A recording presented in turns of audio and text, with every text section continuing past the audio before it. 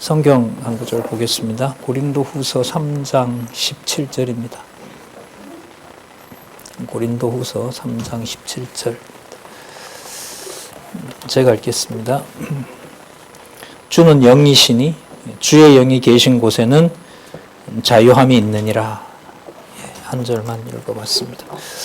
자유라는 말씀이 여기 나오는데 오늘 우리 66페이지부터 할까 합니다. 66페이지부터 2장을 전체 한번 맞춰볼까 하는데 뭐 잘은 되진 않는데요. 어쨌든 방향은 2장 바르트의 죄론에서 죄론이 하나님의 은혜, 그리스도 안에서 확정된 은혜 다음에 죄론을 배치한다. 전통 신학은 죄론 다음에 기독론을 배치하는데 바르트는 기독론 중에서도 창세전 하나님의 은혜를 강조하면서 그 다음에 죄를 다룬다. 그러니까 순서가 이럴 때는 매우 중요합니다. 그러니까 죄를 졌기 때문에 은혜를 준다는 것하고 은혜를 확정해 놓고 죄를 도구로 사용한다는 것하고는 완전히 의미가 달라집니다. 이런 면에서 이제 이 칼바르트를 칼빈주의, 칼빈의 의도는 칼빈주의자들, 칼빈이 죽은 다음에 칼빈주의자들도 사용하고 바르트도 죽을 때까지 칼빈 기독교 강요 세미나를 엽니다. 그리고 성경을 읽고요, 본인이. 그러면서 이제 지금 보고 있는 제가 공부한 이 부분에 해당하는 말년의 저서는 거의 칼빈주의자들이 예정론을 잘못 썼다고 비판하는 걸로 마무리합니다. 그래서 이걸 이렇게 보면서요, 쓸 때도 뭐 그런 생각했지만 이제 써놓고 좀 이렇게 읽어보면서 또 하나는 여러분 죄론이잖아요. 바르트가 이 책을 썼던 상황은 유대인 600만이 죽은 현장입니다. 60년도, 50년도 말에 우리 유교 전쟁이 있을 때 이걸 쓰니까요. 우리도 여기서 300만인가 죽지만은 유대인들 내에서는 이미 600만 명이 이미 죽은 현장인데 거기서 죄 문제를 다룬다라는 것은 기독교인으로서는 유리할까요? 불리할까요? 그리고 독일 교회 연맹이 우리나라 같으면 한기총 같은 데거든요. 독일 교회 연맹이 히틀러를 구세주라고 규정을 해버립니다. 그러니까 히틀러서는 누구의 동력을 받고 그러는 거죠? 카톨릭도 그래요. 카톨릭하고 나중에 이제 바르트가 속한 절대 그래서는 안 된다라는 이 바르멘에서 선언서를 바르트를 중심으로 쓰는데 그때 121명인가 빼놓고는 교회가 단체로는 전부 600만을 히틀러가 메시아로서 게르만 민족을 몰아내고 독일 민족을 부흥시킨다는 신학적인 배경을 해주는 거예요. 이걸 좀 알고 있는 저 같은 사람은 국가를 위한다는 이름으로 뭐 태극기 들고 막 거기에 막 몰입하고 이런 어른들 보면 참 어떻게 보면 딱하죠. 인간적으로 보면. 저 문제가 무엇을 몇십 년 전에 야기했는지. 북한 같은 경우에는 김일성이 동조를 하지 않으니까 북한은 김일성이가 만듭니다. 단체를 사주를 해서 돈을 주고 그리고 말 안 들으면 죽이고 그리고 이제 그 사람들이 설득력이 없어지고 이제 한 48년, 49년경에 이제 대거로 와서 여러분 잘 아시는데 영락교회 그리고 세문안교회 이렇게 세우죠. 세문안교회는 그 전에 있었는데 영락교회를 세우신다는 걸 알고 있죠. 그러니까 그 상황에서 죄론을 하나님의 은혜 속에서 넣어서 설명을 한다? 홀로코스트가 하나님의 은혜 속에서 설명이 된다고? 이 답을 이 사람이 하고 있어요. 여러분 성경 신학을 알고 있는 이제 여러분들은 하나님께서 3대 언약을 하시고 바로 자손 땅 통치의 모델인 원형이라고 할 수 있는 그림자이지만은 에덴 동산을 누구에게 맡깁니까? 사단에게 맡기죠. 그런데 그 3대 언약이 끝납니까? 유지됩니까? 누구의 능력으로? 이렇게 생각하면 간단한데 이게 보통 간단한 게 아니에요. 이런 성경 구조를 창세기 1장, 2장, 3장에 그 구조를 인정을 하게 되면 바르트가 그렇게는 모질 않아요. 근데 어쨌든 죄론을 다룰 때 뭘 먼저 놓는다? 기독론, 그 중에서도 창세전 은혜 언약을 놓는 거예요, 이 사람이. 그래서 저는 이걸 시간이 지나면서 이 사람이 했다라는 측면보다는 바르트의 신학은 하나님의 섭리론으로 설명이 가야 된다. 유대인 책임이다, 바르트 책임이다, 히틀러 책임이다 이렇게 가서는 이게 해결이 될까요, 안 될까요? 그게 여러분 세상 학문이고요, 세상의 윤리학입니다. 근데 바르트는 이걸 부단히 뛰어넘으려고 했지만 마태, 마가, 누가, 요한 중에서 공관복음이라는 마태, 마가, 누가를 섞어서 직임 중에서도 무슨 직을 제일 먼저 놓는다 했죠? 은혜니까. 은혜고 다 죄를 사해 줬으니까 3직 중에 뭐가 제일 먼저 들어가는 게 좋을까요? 그렇죠. 이 사람은 제사직으로 들어가는 거예요. 그래서 이 사람은 만인 구원론자라고도 비판을 받습니다. 하지만 자기는 아니라고 얘기를 해요. 제사장직을 먼저 놨으니까 모든 사람을 그리스도 안에서라는 건데 한번 들어보세요. 창세전에 모든 사람을 그리스도 안에서인데 그리스도 안에서 중에서도 제사직으로 선택했으니까 모든 사람의 죄를 뭐 해줬다는 말이 가능해요? 사해줬다는 게 가능하죠. 거기에 이제 자유의지를 얘기하려는 사람들은 그렇게 했고 하나님께서 주신 은혜를 내가 이제 행동하기에 따라서 천국도 가고 지옥도 간다 이렇게 이제 써먹는데 바르트는 또 그런 입장도 아니에요. 그렇게 되면 자기가 얘기한 걸 금방 자기가 뒤집기 때문에 그래서 오늘 좀 살펴볼 부분은 뭐냐면 하나님께서 창세전에 그리스도 안에서 은혜 계약을 여기서 계약이라고 주로 번역을 했으니까요. 우리로 말하면 은혜 언약이라고 보시면 돼요. 그 은혜 언약을 하나님께서 확립을 하셨는데 하나님은 그 은혜 언약에 대해서 근거가 뭐냐? 그거는 이제 절대 자유라고 얘기를 해요.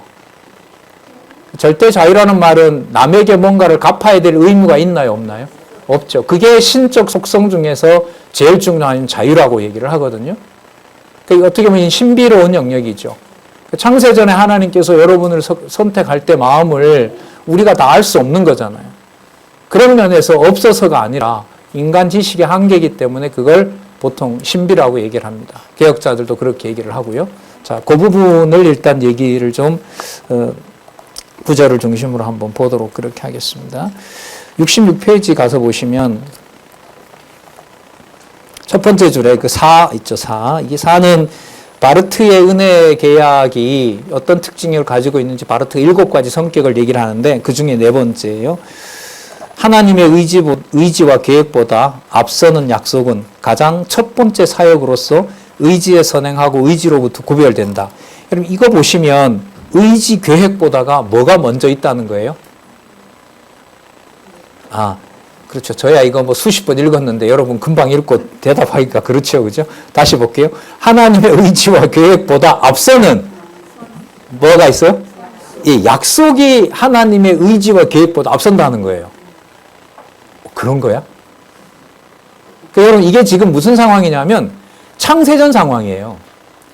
창세전 상황을 바르트는 어디에다 초점을 맞추냐면 뭘 하시고자 하는 그런 의도보다가 하나님은 약속이라는 데도 초점을 맞췄다는 거예요. 약속은 뭐냐면 거기 나오죠. 가장 뭐라는 거예요? 첫 번째 사역이죠. 여러분 첫 번째 사역을 하나님이 하나요? 그리스도가 하시나요? 성령이 하시나요? 함께 하시나요?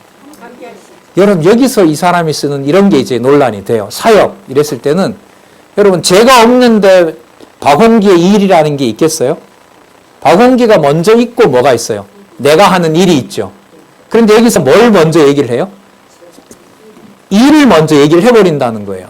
그럼 이 말은 어떤 의도가 있냐면 구체적인 어떤 사건 없이 그 존재를 설명할 수 있다 없다? 없다는 거예요. 그러니까 누구이기 때문에 무슨 일을 했다 이게 아니라 어떤 사건이 벌어진 것을 가지고 그 존재가 어떤 것인지 추론할 수 있다는 거죠. 여러분 창세전 하나님은 우리가 다 알아요? 몰라요? 모르잖아요. 그러면 창세전 하나님이 어떤 분인지 알기 위해서는 뭘 봐야 돼요? 아니 성경을 봐야 되는데 창조 후에 무엇을 창조했고 어떻게 섭리를 했는지 일을 보면 알잖아요. 그러니까 그 일을 보고 성경은 사실 이것도 뛰어넘죠. 무슨 뜻이냐면 성경 신학에서 여러분들 배우신 하나님의 5대 속성인 전능성, 신실성, 주권성, 영원성, 자비성이라는 게 하나님이 세상을 만들면서 시작을 했나요? 이미 그런 분이셨다는 건가요?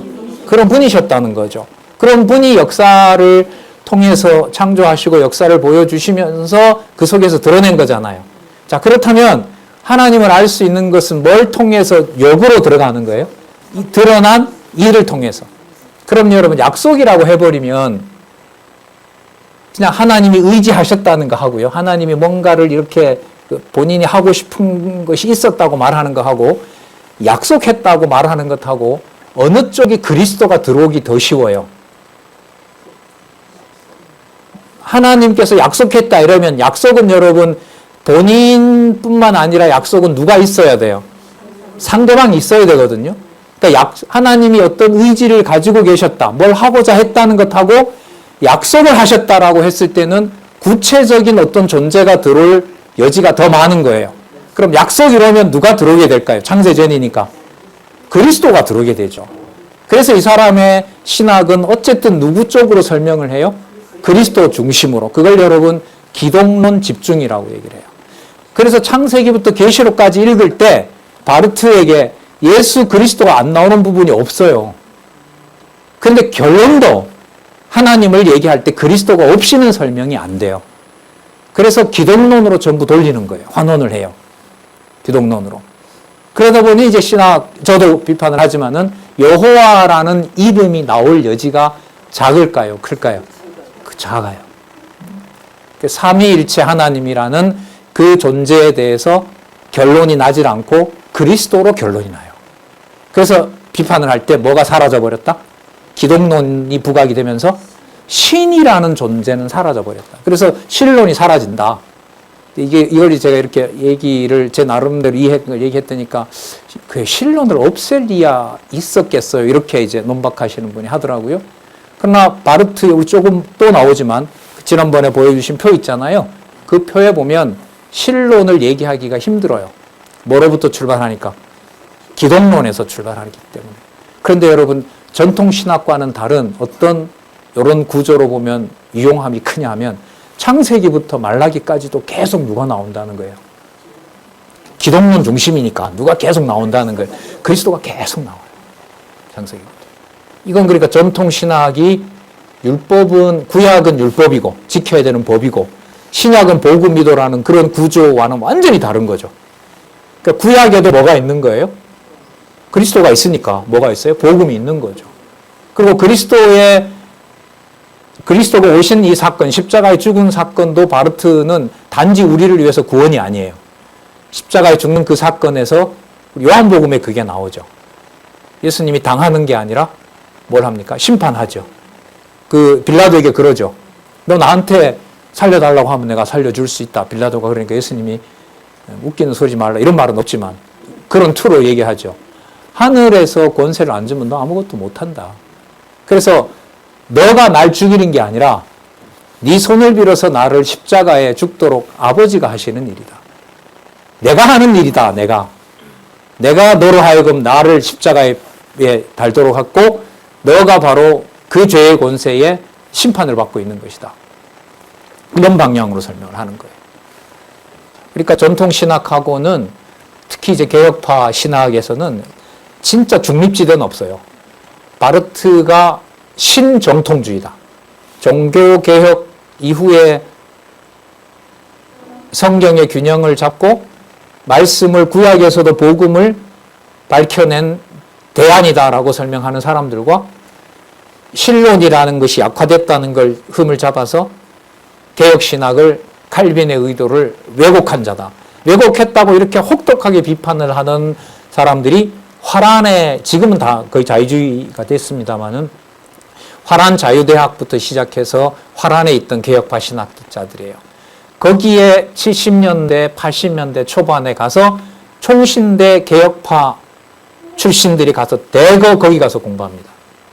그래서 우리 저자인 목사님이 학교 다니실 때 거기에 영향을 받은 사람들은 바르트에 대해서 원전도 그때 번역이 안 됐고 바르트를 칼빈주의를 왜곡한 자로 그냥 매도를 해버리는 거죠.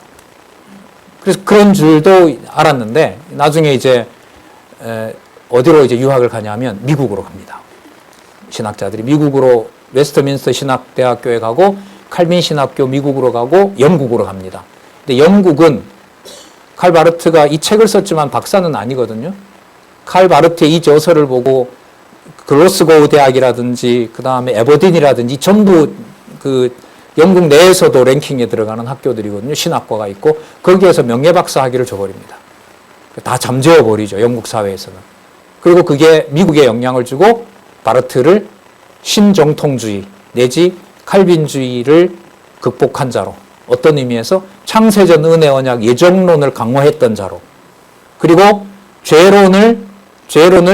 죄론 다음에 기독론이 오는 것이 아니라 기독론 다음에 죄론을 넣어서 죄론을 자유롭게 얘기할 수 있는.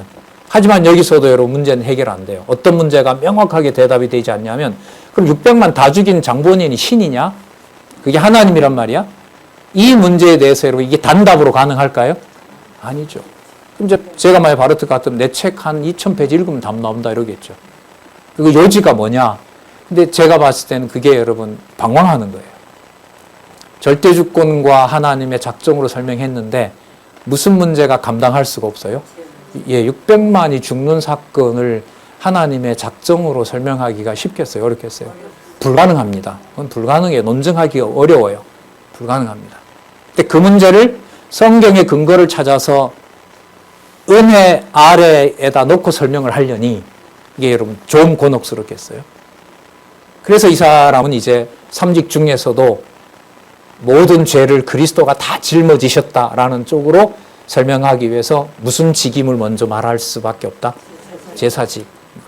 그런데 그게 의미가 있는 것은 성경의 근거를 두고 일부는 자유주의 신학자들 비판하면서도 일부는 자유주의 신학자들의 이야기를 수용해서 성경을 사복음서 중에서 마태, 마가, 누가를 이제 통합시켜서 구성을 하죠. 그거는 의이지만 동시에 이제 우리가 이거는 성경신학에서 봤을 때는 이건 한계라고 보이는 겁니다.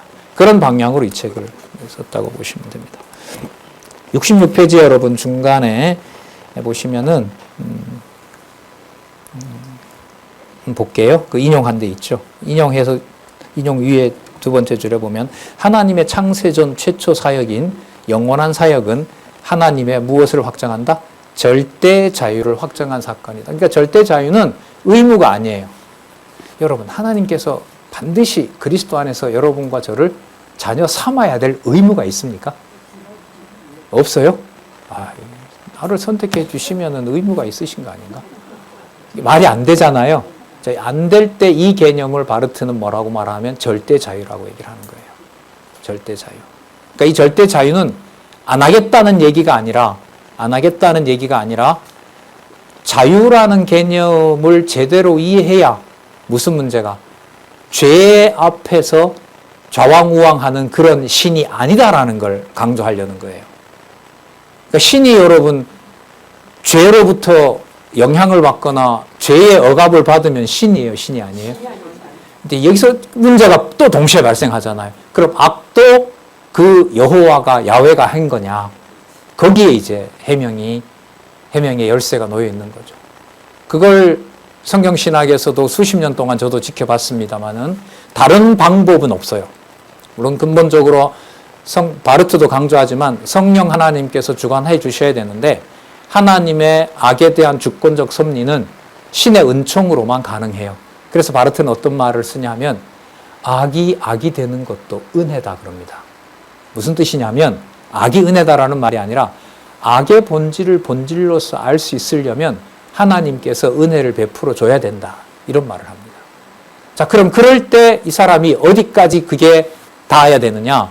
창세전 하나님의 약속이라는 사건 속에 아들과 약속을 맺으시면서 거기에서 아버지는 아들과의 의무 관계가 아니라 어디까지나 어떤 자이다? 자유자다. 그리고 창세전 사건이기 때문에 어떤 자다? 절대 자유를 가지고 있다. 바르트가 이런 절대 자유를 쓰거든요. 그래서 이걸 이제 저로서는 성경 신학으로 해명해야 될 의무가 있고 그야말로 밝혀야 되는 거고 제가 여기에 공감을 하든지 바르트가 부족하다 하든지 아니면 바르트가 의의가 있다고 하든지 뭔가를 저로서는 얘기를 해야 되죠. 그래서 여러분 미리 말씀드리지만은 이 책의 결론이기도 한데 율법과 죄 그리고 은혜에 보면 하나님의 선이라고 하는 것을 어떻게 규정을 하고 있냐면요. 절대 이성의 결과 이게 바로 선과 악이다라는 부분이 나와요. 율법과 죄 그리고 은혜에 보면 거기 무슨 개념이 나오죠? 절대라는 개념이 나오잖아요. 그러면 선악과 따먹기 전에 선악과라고 이름을 붙인 것은 하나님 기준에 뭐와 뭐가 있다는 거죠? 선과 악이 있다는 거잖아요. 그런데 그 선은 세상을 만들기 전에 세상을 만들면서부터 시작했을까요? 아니면 그 전에 여호와의 자기의 속성을 말하는 걸까요? 절대 이성의 속성이 존재할 때 존재를 어떤 식으로 드러내느냐? 자신의 기준으로 뭐 한 것은 좋은 것은 선이고 나쁜 것은 악이다라는 이걸 여러분 절대 이성의 기능이라고 얘기를 하거든요. 그러면 이때 절대라는 말이 들어가잖아요. 그리고 이 절대라는 개념이 바르트가 지금 창세전에 있었던 그리스도와 맺은 사건을 뭐라고 얘기를 해요? 절대 자유라고 얘기를 하거든요. 그럼 뭔가 접점이 있는 것 같기도 하고 차별이 있는 것 같기도 한 거죠. 왜냐하면 율법과 죄 그리고 은혜를 바르트가 그대로 얘기하는 건 아니니까. 그러니까 여기서부터는 이제 여러분 일이 많아지는 거예요. 절대 자유를 바르트 후반부의 책 한 몇천 페이지 중에서도 핵심적인 거 일단 다 읽어야 되고요. 그 다음에 율법과 죄 그리고 은혜 나오는 절대 이성이라는 개념이 바르트와 어떻게 차이가 나고 어디까지 연관이 되는지를 설명을 해줘야 되는 거예요. 그러니까 여러분 몇 년이 가는 거죠.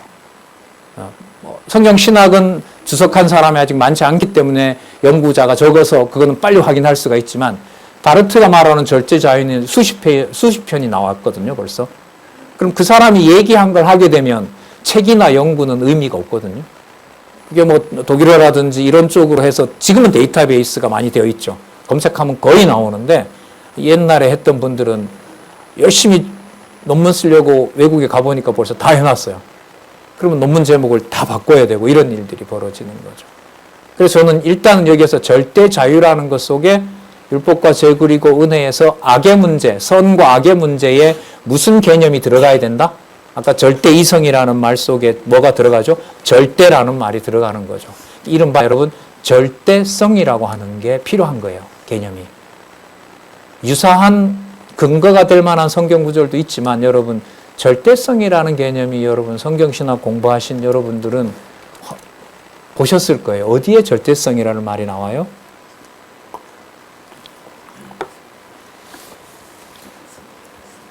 멀리 갈 거 없이 기독교 신앙 인문에 나옵니다. 권사님 웃으시는 게 아마 이런 의미 같아요. 와, 기독교 내가 신앙 인문도 안 되나? 이런 의미로 웃으신 것 같아요. 그런데 여러분 신앙 인문이 나중에 쓰여졌는데 그건 이미 97년도, 98년도에 의란 무엇인가 그리고 거룩이란 무엇인가에 보면 이미 절대성 개념이 거기 나옵니다. 97년도는 저희가 이제 설학 박사 논문을 쓸 때인데 이 철학자들이 쓰는 개념을 성경신학, 그때는 로고스 신학 연구원이죠. 연구원에서 이제 성경신학 주창하시는 분이 쓰는데 약간 부담인 거예요. 절대성이라는 개념을 철학에서도 쓰거든요. 쓰는 철학자도 있고. 그리고 분명히 이건 성경신학을 주창하신 분은 이건 분명히 성경에서 가져왔단 말이죠. 그럼 이게 여러분 개념은 같지만 의미가 같을까요? 다를까요? 달라야 되겠죠. 그러니까 이게 또 시간이 가는 거예요. 시간이 가는. 그래서 여러분 이런 개념들 하나는 개념 하나가 아니라 성경 전체에 영향을 미치기 때문에 이거는 뭔가 해명을 해줘야 되는 개념들인 거예요. 이게 뭐 하나만 가지고는 여러분 뭐 논문이라고는 하지 않아요. 요즘 사회는 뭐 전부 자료가 너무 방대하기 때문에 이제 여기에 이제 설명을 해 들어가야겠죠. 저도 이만큼 어쨌든 썼지만 죄라는 하나님께서 죄를 섭리하시는 데 있어서 절대 자유라고 하는 이 개념은 뭔가 설명을 해야 돼요. 어디까지 동의하고 어디까지 동의하지 않느냐. 그거 한번 볼게요. 이렇게 설명을 합니다. 이 사람이. 자유롭게 사랑하시는 하나님은 구원의 은총을 실현하기로 결단하셨다. 창세전에 한 거예요. 이거는. 즉 사랑의 하나님은 구원의 은총을 가지고 있는 이러한 사랑하는 자 곁에 하나의 대상을 자기 자신을 그 은총의 수용자로서 하나의 파트너를 인간에게 주기로 결단하셨다. 이게 번역이어서 그런데 이런 거죠. 간단하게 말하면 창세전에 그리스도 안에서 우리를 택해서 하나님의 약속에 함께한 자로 선택했다는 거예요. 맞아요? 틀려요? 맞아요? 다 맞아요, 이거? 그러니까 이 개념이 이 바르트나 이제 보수주의 경향을 띠는 신학자들의 특징이 뭐냐면 신학적 개념하고 철학적 개념하고 성경적 개념이 막 섞여 있어요. 그래서 제가 다니는 학교가 미션 스쿨인데 거의 저희 과 선생님들 한 7, 8분은 전부 세례 교인이셨거든요. 그러니까 전부 다 어떤 분도 기도하고 시작하고 반은 수업을 철학 수업을 하는데 기도하고 시작한 그것도 참 이상했었는데 그러니까 들어오는 분마다 동양 철학이든 서양 철학이든 얘기를 해요. 그리고 다 그럴듯하죠. 다 끄떡끄떡하고 갔는데 이제 나중에 지나면 저거는 공자의 얘기고 노자나 장자 얘기인 거고 그 다음에 마르크스 얘기고 그 다음에 칸트가 얘기했던 거. 그러니까 개념은 신앙적인 개념으로 쓰는데 틀은 어떤 특정한 사상가의 틀이었던 거죠. 그건 무지 오래 걸렸어요. 학부 때는 전혀 몰랐고요. 그 석사 과정에서 세미나 했을 때도 그냥 긴가민가 했고요.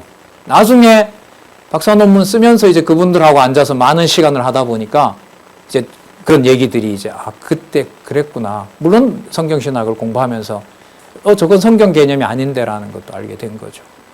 자, 그래서 절대 자유 개념을 바르트가 설명을 하면서 하나님이 약속했다는 것과 함께 거기에 누구를 가지고 와요? 인간을 약속의 파트너라는 걸로 소개해요. 파트너도 뭐 얼마든지 비판할 수 있지만 바르트가 파트너가 뭐냐라고 하면 이렇게 얘기할 거예요. 레위기서 26장에 나오죠. 나는 너희 하나님이 되고 너는 내 백성이 되리라. 그렇게 했잖아요. 여러분 그걸 광야에 나와서 약속했을까요? 출애굽할 때부터 그 약속을 벌써 했을까요? 출애굽할 때 벌써 그 약속을 했어요. 더 나아가면 아브라함에게도 했고 더 나아가면 노아에게도 했고 그 다음에 아담에게도 얘기를 한 거고요. 자, 그러니까 여러분 파트너라는 걸 가지고 걸고 넘어져서 비판할 수가 없어요. 이 말은. 그래서 여러분 여기서 주로 많이 하는 게 이제 임마누엘 뜻이 뭐냐 하면 하나님이 우리와 함께 하신다는 거거든요. 한번 보세요. 이 작은 따옴표는요. 다른 설명이 없는 전부 이 바르트 얘기라고 보시면 돼요. 그 인용한 거 밑에서부터 하나, 둘, 셋, 네 번째 줄에 보시면 인간과 함께 있고자 하는 하나님의 영원한 의지. 이게 하나님의 은혜예요.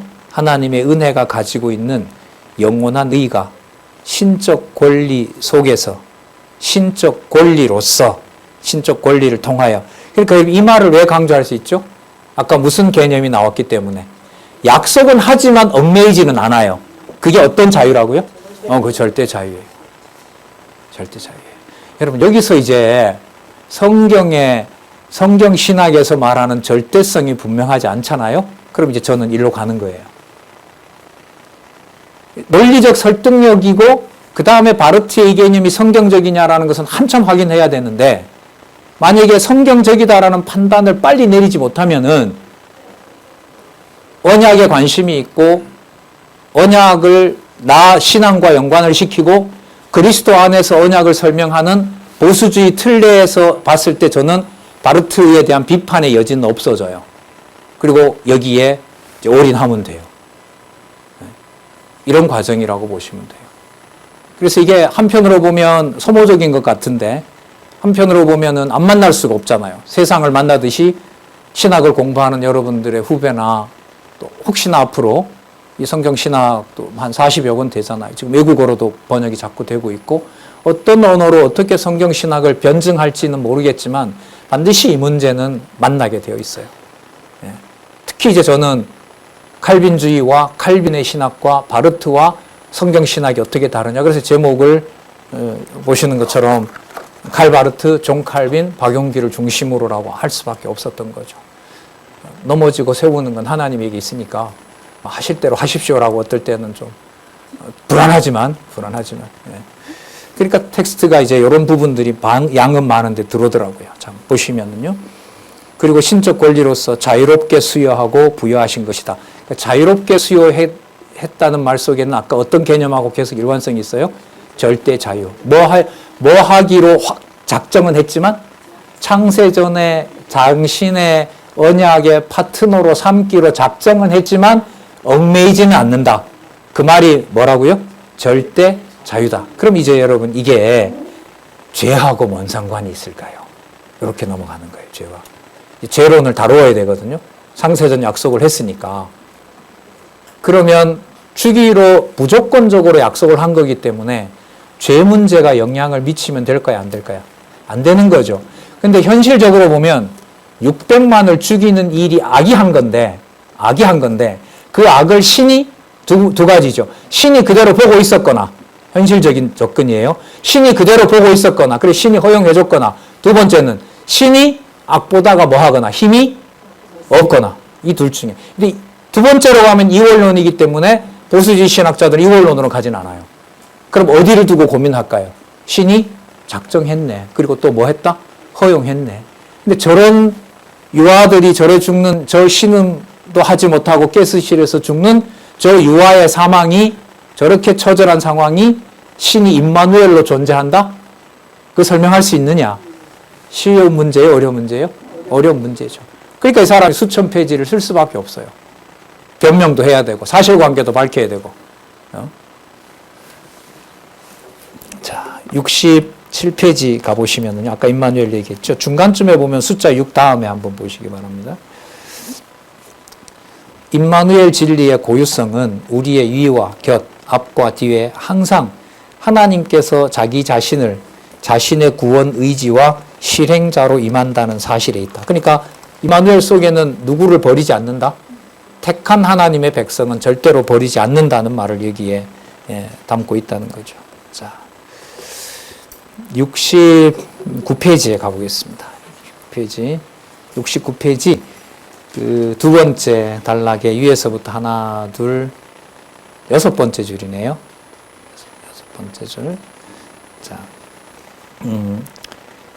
자, 바르트는 이러한 사실을 전제로 그리스도 화해 사역의 영향사로서 기독교를 정리한다. 영향을 미쳐주는 역사라는 거죠. 그리스도의 화해 사역이. 그러니까 그리스도의 화해 사역이 아니면 기독교 역사는 설명을 할 수가 없다. 이게 이제 영향을 미치는 역사다. 이렇게 보시면 돼요. 뭐라고 하는지 한번 볼게요. 하나님과 인간이 하나가 된 사건, 곧 그리스도 안에서, 그리고 오로지 그리스도 안에서 발생한 사건, 그리고 이 사건의 주체는 오직 누구다? 그리스도 예수인 사건이다. 하나님이 인간과 하나 된, 아까 이게 약속이잖아요. 이 약속에 오직 그리스도를 통해서만 가능한 사건 맞아요? 여러분과 제 의지가 관여해요, 안 해요? 안 하죠. 할 수가 없잖아요. 그럼 누가 하신 게 맞아요? 오직 이 내용으로 보면 누가? 그 사건의 주체는 누구다? 오직 예수 그리스도 사건이다. 그게 구약에서부터 다 나온다 이거예요. 이 사람 얘기는. 바르트 얘기는. 비판이 쉽지 않겠죠. 구조도 뭐와 뭐로 잡았어요? 언약과 성취. 그죠? 언약의 주체는 누구? 그리스도. 여러분 기독교 예정론 끝에 가면 언약의 주체자 대상이다 전부 누구라고 얘기해요? 그리스도라 나오거든요. 이번에 여러분들 예정론 다시 볼 수 있는 아주 좋은 일이 벌어졌었잖아요.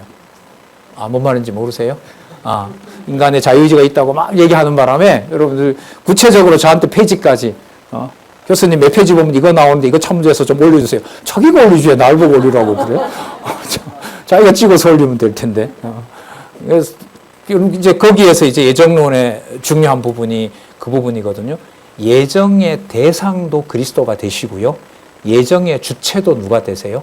그리스도가 되세요. 이게 난제거든요, 사실. 근데 이걸 바르트는 아주 10분 활용하는 거예요.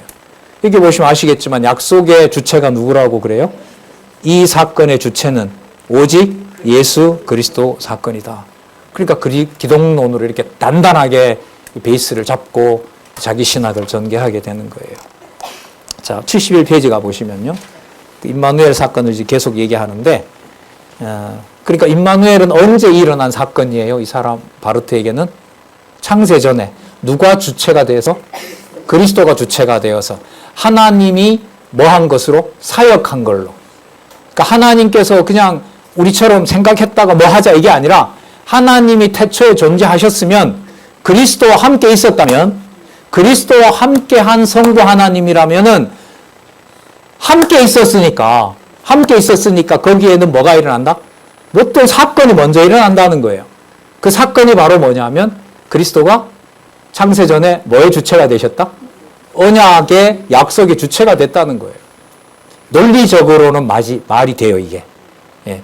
여러분, 우리가 원인과 결과라는 건 여러분, 시간 세계에 있으니까 원인 다음에 결과를 얘기하지, 시간과 이 공간 세계를 초월해버리면 원인과 결과라는 게 설명이 될까요, 안 될까요? 안 되는 거죠.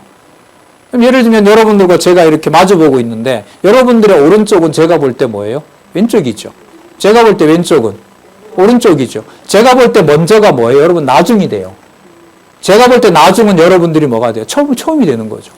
이게 여러분 사람 인식에서도 이런 작용들을 하고 있기 때문에 창세전 상황에서 그리스도의 주체를 말하려면 정적인 게 아니라 어떤 개념으로 써야 돼요? 활동적인 개념을 써야 돼요. 신학에서는 그걸 여러분 사역이라 그러죠. 그렇다면 여러분 이 말 속에는 존재와 사역이라는 걸 떼려고 할까요? 존재와 사역은 떨어질 수 없다는 걸 얘기하려는 걸까요? 떨어질 수 없다는 걸 얘기를 하는 거예요. 여러분 요한복음 1장 1절에 태초에 뭐가 계시니라?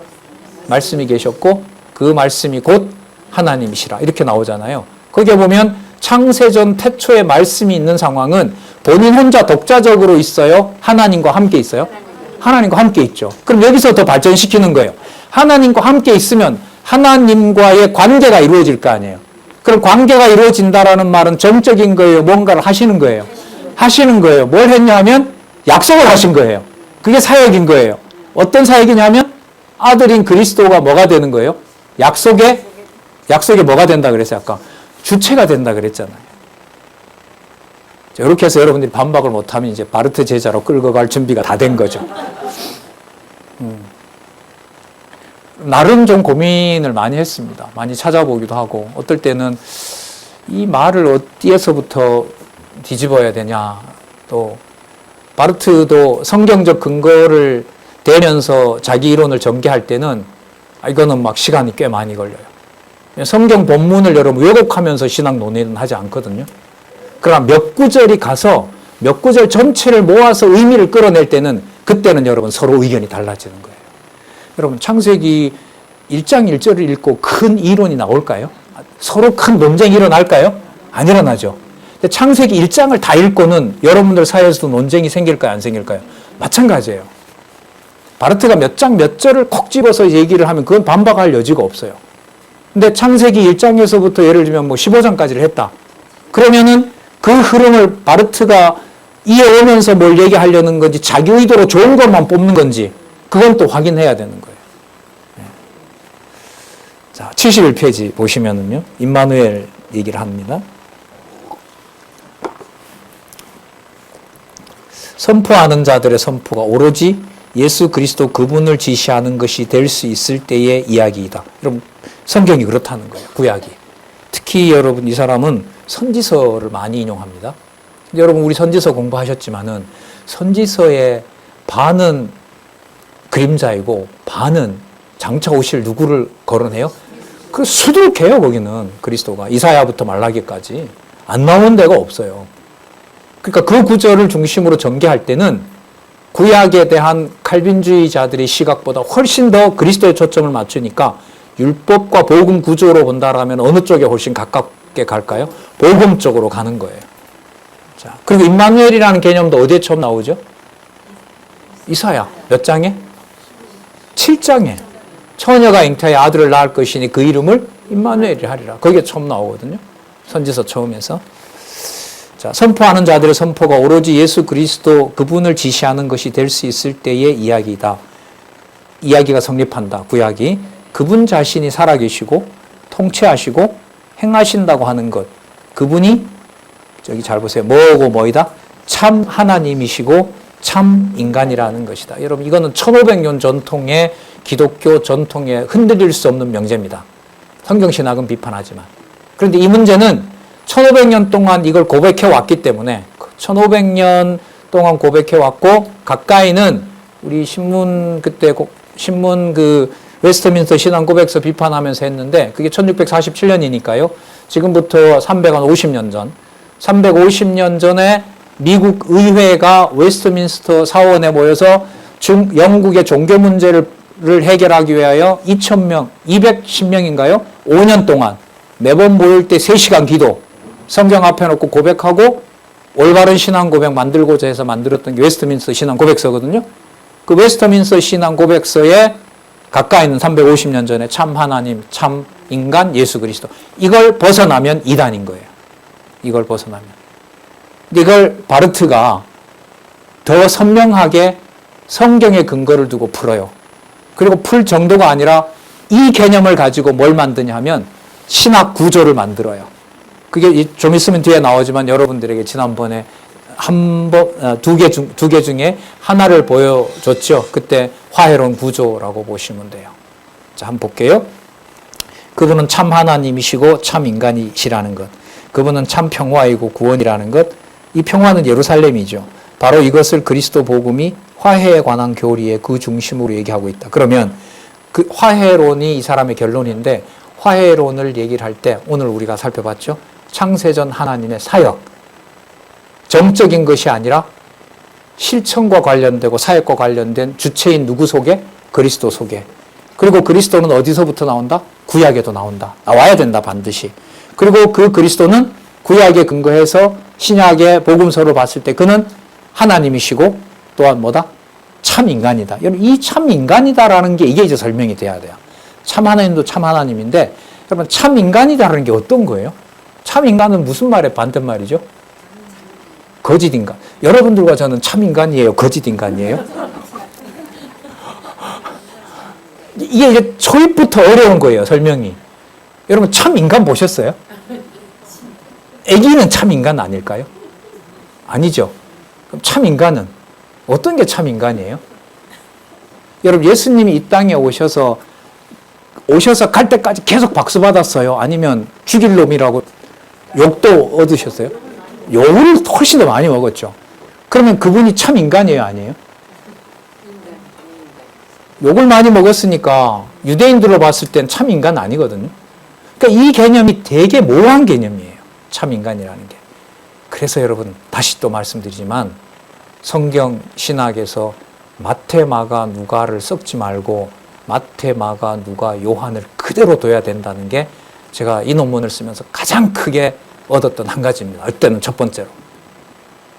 참인간 그리스도를 육적으로도 설명해야 되고 점점 가면서 요한복음에는 그분의 본성이 누구다? 신성이다. 여기까지 논리적으로 나와야 되거든요. 제가 요즘 독일어 공부를 다시 합니다. 꼭 가야 되겠다. 왜냐하면 이 홀로코스트 상황에서도 이 복음을 하나님이 이렇게 했는데 바르트를 헤어나지 못하고 있단 말이죠. 다른 건 못해도 괴로운 구조 우리 영어로 나온 것만 주면서 바르트가 못했던 대안이 난 이거라고 생각한다라고 반응이라도 좀 봤으면 좋겠어요. 하여튼 이 논문 쓰면서 바르트의 책을 많이 읽으면서 제가 이제 성경권이구나 결국은. 마태, 마가, 누가, 요한. 마태는 여러분들 잘 아시죠? 성경신학 하셨으니까. 육의 혈통으로 온 다윗이 누구라는 거예요? 아브라함과 다윗의 자손으로 온 그 그리스도가 마태복음 1장 16절인가요? 17절에 가면 마리아가 누구를 낳으니라? 요즘 성경 많이 보신다고 하셨는데 그리스도라고 하는 예수를 낳으니라. 맞죠? 거기서부터 이제 그리스도라고 하는 예수는 아브라함의 혈통이잖아요. 뭐가 시작이 되죠? 인간으로 시작이 되죠. 그리고 3직 나오죠? 그 다음에 마가복음 1장 1절에는 뭐가 나오죠? 하나님의 아들 예수 그리스도의 복음의 시작이라. 누가복음 앞에 서론 빼고는 그분이 하나님 아들로 사역하는 게 나오죠. 그리고 대석사역으로 끝나죠? 무게중심이 어디로 가요? 하늘나라로 가죠?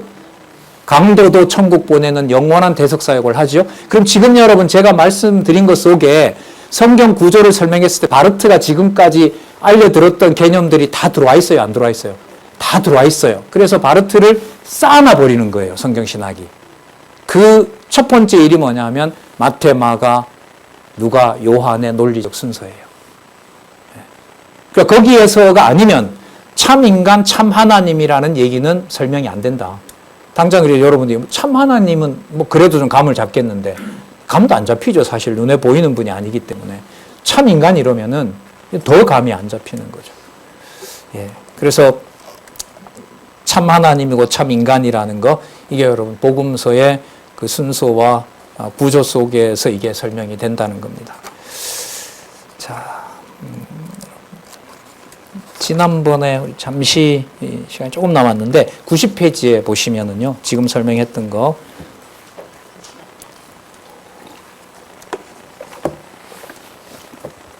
이거는 이제 세로를 가로를 세로로 놓아 놓은 건데요. 자, 이 사람의 주장을 한번 정리를 해본 건데 순서가 어떻게 가나 보세요. 제일 왼쪽에 것만 가지고 할게요. 그 4-123은요, 이 사람 책 순서입니다. 13권, 14권, 15권, 16권이 마지막 책인데 저는 주로 13권, 14권, 12권, 4-1, 4-2, 4-3을 가지고 제론을 썼어요. 순서를 한번 보세요. 제일 왼쪽에 제일 먼저 뭐가 나와요? 예수 그리스도의 뭐가 나와요? 인격이 나와요. 이게 뭔 말이냐면 무슨 뜻이냐면 1, 2, 3권, 4-1, 4-2, 4-3에 초점을 맞추는 건 이 땅의 창세전 언약대로 온 그리스도에게 초점을 맞춰요. 그러니까 그 기록한 내용에 초점을 맞추는 거죠. 그래서 제목을 뭐로 잡았냐면 그리스도의 뭐예요? 인격이에요. 근데 인격으로 끝나면 사람으로 끝나는 거잖아요. 그러면 어디로 가야 돼요, 이분이? 창세전 그리스도 안에서 언약을 수립한 주체가 돼야 되잖아요. 주체가 되려면은 인간으로 끝나면 돼요, 안 돼요? 안 돼요. 신이 돼야 되거든요. 그걸 자기가 구조를 만들어내요. 마태, 마가, 누가를 섞어서 공관복음 중심으로 첫 번째 뭐가 먼저 나오나 보세요. 두 가지 뭐가 나와요? 제일 왼쪽 무슨 논이 먼저 나와요? 본성론이 먼저 나와요. 여러분, 우리는 본성론이 어디에 나오죠? 뒤에 나오죠. 여기서부터 이제 할 말이 많아지는 거죠. 그래서 여러분, 그걸 모르면 마태, 마가, 누가, 요한 순서를 모르면 본성이 먼저 나온다고 했을 때 아무도 반박 못합니다. 예수가 신이야 인간이야 거기서부터 출발하거든요. 전통적으로 그대로 한 거예요. 바르트는. 그 다음 보시기 바랍니다. 91페이지 왼쪽에만 보세요. 두 행동, 인간이야 신이냐 뭐가 나오죠? 신분이 나오죠. 신분 어디서 다뤄요? 마가복음이죠. 자, 그 다음 세 번째 볼까요? 삼중 나오죠. 이거 어디서 나와요? 요한복음에 나오죠. 그 다음에 예수 그리스도 사역은 어디 나와요? 누가복음이죠. 바르트가 마태, 마가, 누가를 뗐나요? 다 섞었나요? 섞었죠. 그런데 이 사람이 여기서 뽑아낸 게 뭐냐면 마태, 마가, 누가, 요한의 순서는 아니지만 그 개념들을 이 사람이 여기서 다 써버린 거예요. 첫 번째 뭐가 나왔어요? 그러니까 본성, 그 다음 신분, 그 다음 직분, 직임, 그 다음에 사역. 그러니까 순서, 이 사람이 얘기하는 순서대로라면은 마태복음에서부터 요한복음은 어떻게 순서가 돼야 되냐면 요한복음, 그 다음 마가복음, 그 다음 마태복음, 그 다음 누가복음. 바르트가 이 생각까지는 안 했을 거예요. 그런데 전통적으로 그리스도가 누구냐라고 물을 때 이 네 가지 문제를 답을 해야 돼요. 그래서 제가 이 성경신학을 수립하신 분이 총신 계열의 그래도 보수주의 계열 속에서 공부하도록 환경이 참 감사하다는 게 여러분들과 제가 신학의 정통성이 성경이냐라고 하는 걸로 들어갈 때 자유주의 신학자들을 만났으면 이런 논의 자체가 안 됩니다. 그 계획파 신학에서 예수가 인간이냐 아니냐, 그가 진짜 신의 아들이냐 인간의 아들이냐, 그가 한 일이 세상의 일이냐 하늘의 일이냐, 그 다음에 그가 했던 선지자직 왕직 제사장직이라는 게 신성과 관련된 거냐 인성과 관련된 거냐, 이게 전부 연관이 되거든요. 근데 여러분, 이 문제를 이 네 가지 개념을 가지고 유례 없이 성경 신학에서 성경 결론을 잡을 때 직임, 신분, 그 다음 사역, 뭘로? 본성으로. 전 이건 알려주고 싶다는 거. 이거는 논쟁거리가 아니에요. 이제까지 이런 걸 해온 사람들이 없기 때문에 공관복음 포기해야 된다. 그리고 성경 순서 기록도 하나님이 하셨지만 보존도 하나님이 하신다. 그래서 그 순서대로 바르트가 해놓은 것까지는 여기까지인데 이것 가지고는 성경의 권위가 확정이 안 된다. 이게 이제 제가 좀 알리고 싶은 사실이고, 이제 다음에 우리 후배들이나 다음 세대들도 신학을 공부하게 된다면 여기에 좀 더 초점을 맞추어서 성경 권위를 지키는 일에 함께 했으면 싶은 겁니다. 예, 기도하겠습니다. 하나님 아버지 감사합니다. 다시 말씀의 권위로 돌아올 수 있게 해주셔서 감사드립니다. 수십 번의 수천 페이지의 고민으로 진리의 말씀을 지키고자 한 신학자들이 많습니다. 하필 이 시대에 한국에서 우리가 볼 수 있는 우리 글로 금방이라도 진리의 말씀에 접근하면 깨달을 수 있는 무한한 축복을 주셔서 감사드립니다. 더욱 이 말씀에 귀중함을 깨닫게 해주시고 각자에게 주신 귀한 은사를 따라 이 말씀 지키며 또한 연구하고 공부하는 세대로 살아갈 수 있도록 하나님 우리를 지켜주시옵소서. 예수님의 이름으로 기도드렸습니다. 아멘.